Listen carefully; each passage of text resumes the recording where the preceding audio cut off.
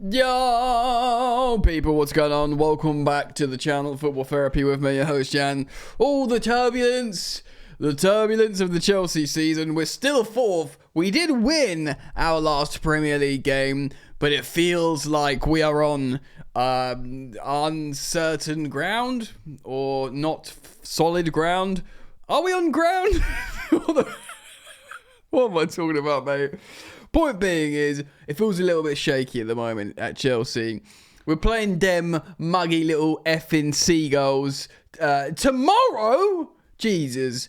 And yeah, they beat us before in their gaff just a few days ago. And we're going back there. And we're going back there without a ruddy striker. That's true. And you know what? After that loss, I was like, don't worry, boys, girls, ladies, gents. We'll be all right. Look, in his absence, we've learned how important Nicholas Jackson is, even when he isn't scoring. And of course, since the news has come out, he's injured until April. I reacted to that accordingly in the last video. And in fact, the video before that, I spoke about strikers that could come into Chelsea that are our, easy for me to say, reported targets. And we looked at the stats, so feel free to go and have a look at that video, mate. But I do want to speak about some good stuff that Enzo Maresca said. He ain't been doing himself so many favours of late, the Chelsea manager, in terms of saying, like, if there's a positive if we're going out the FA Cup, and just being a little bit like, sorry, someone for us to feel better, mate. It's tough, do you know what I mean? So, I did like some of the stuff he came out with in his pre-match press conference, and I'm going to react to that, and we're going to build a lineup as well together. So, it's going to be fun. It's going to be great fun. It's going to be fun. And speaking of fun, this video is brought to you by my partner, Stocks FC. If you want to have fun, test your footballing knowledge, then why not do it on Stocks FC? It's a stock market for footballers. You buy low, sell high. You demonstrate your footballing knowledge just as you would do on Fantasy Premier League or Fantasy Football. You look at the markets, look at the prices of each individual players, and you try and generate a little bit of money, mate. And because there are P's involved, it's 18 plus. But it is dope. It's a lot of fun. Do go check out Stocks FC by scanning this QR code that will remain on the screen for the entirety of this video, or do click the link in the top of the description. I will pin a comment as well. It is a lot of fun. It's a cool platform. Do go check out Stocks FC now.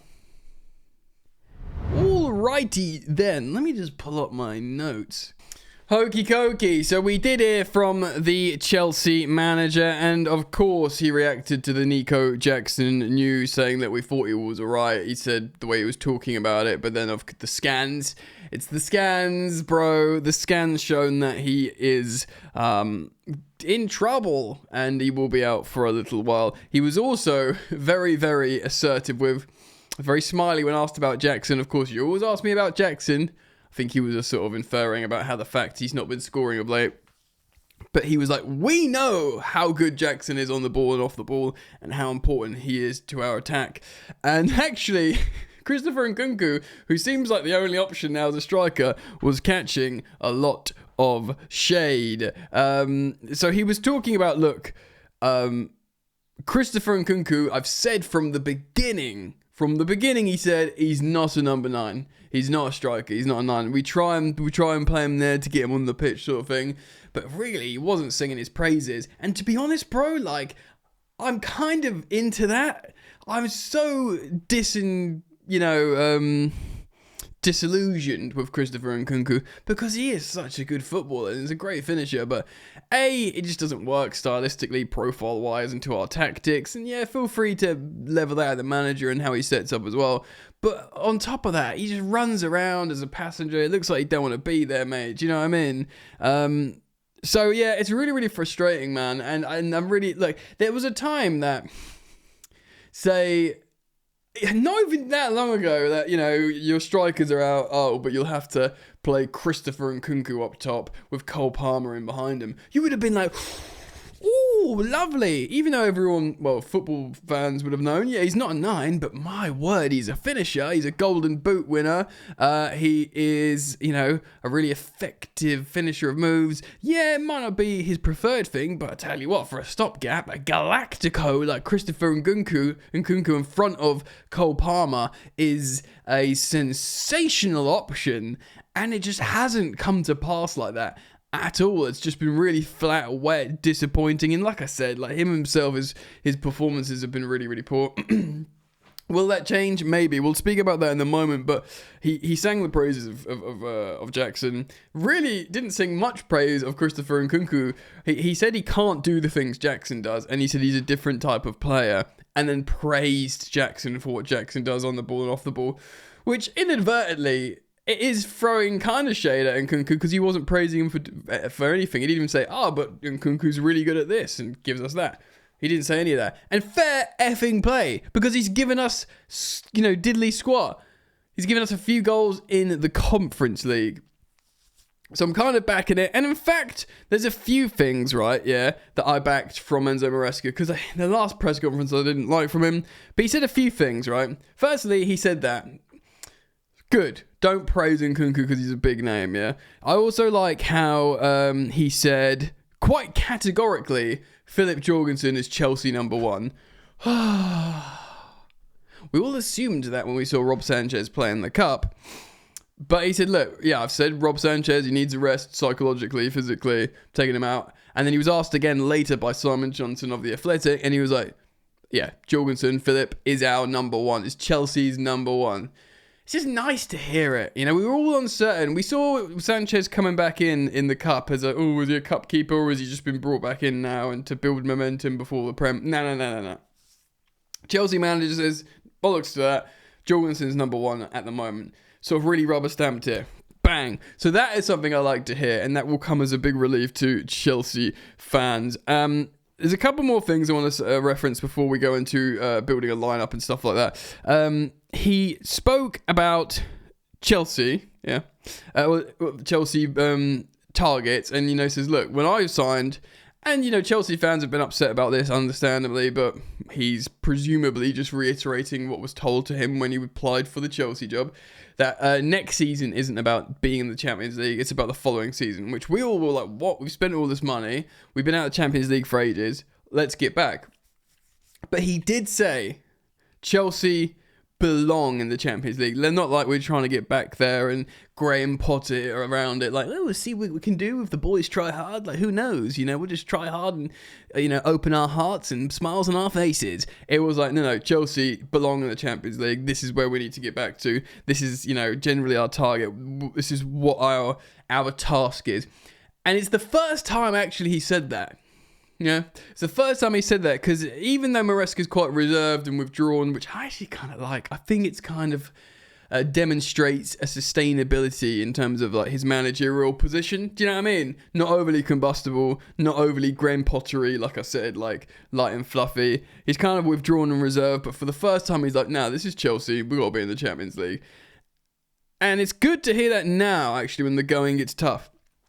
He also said, which is something we've reflected on here before, that I've always said the same thing about the season. And he says, I've expected, like, targets, of course, but also I expected us to struggle at some point. When everyone was going, you're in a title race, you're 2 points off Liverpool in the beginning of December or whatever. He said, no. Like, he said, I expect us to have a blip. I said that as well, separately. I don't want to pat myself on the back for predicting Chelsea are going to have a torrid time, because that's not enjoyable whatsoever.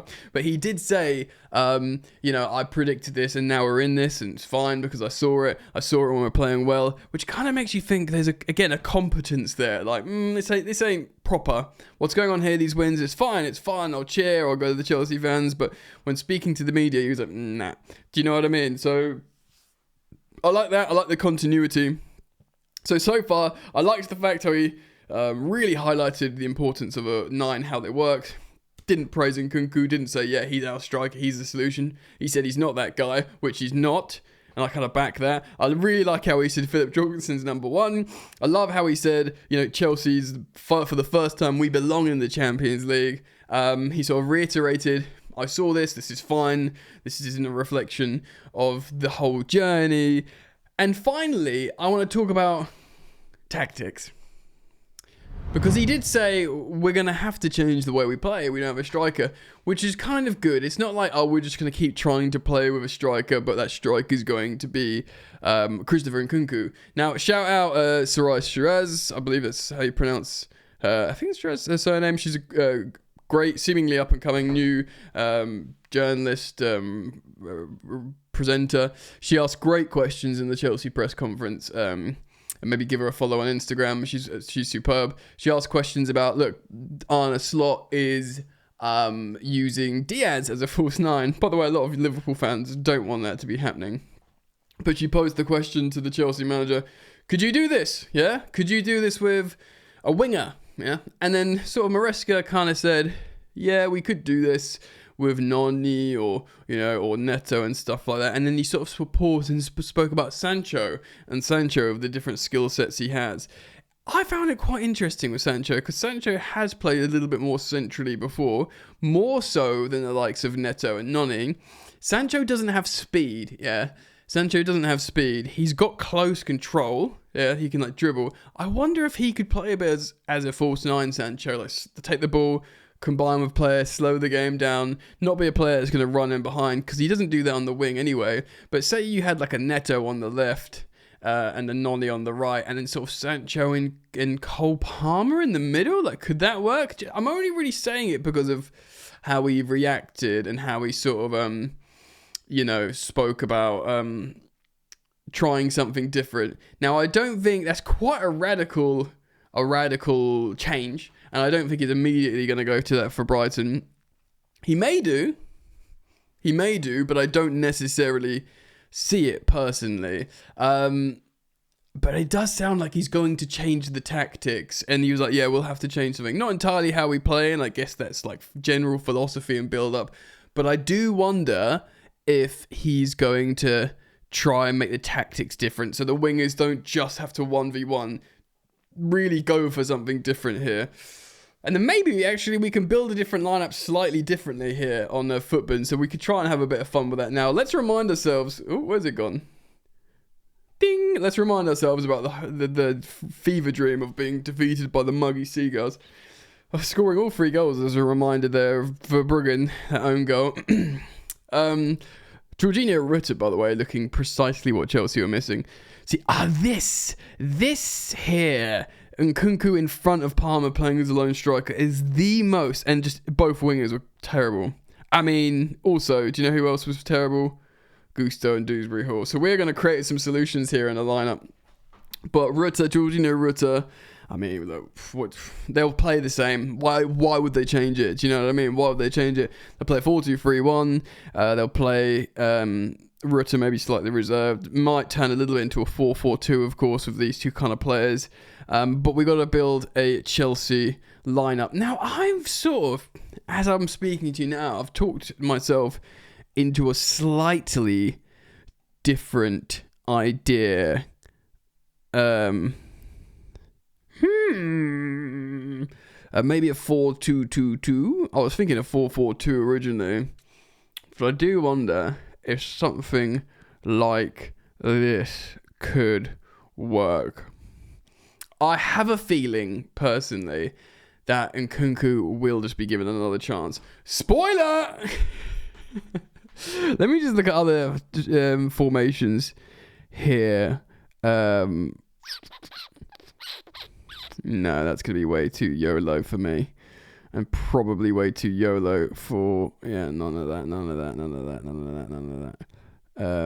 So yeah, we're going to go... We're going to go with this. I think. And... Oh, man, because we need... But then in terms of inverting... Yeah, no, it could still happen. Right, so this is our lineup, yeah? I'm going to go with Philip Jorgensen, as he has, ladies and gentlemen, been confirmed as Chelsea's number 1. How do we get here in life, eh?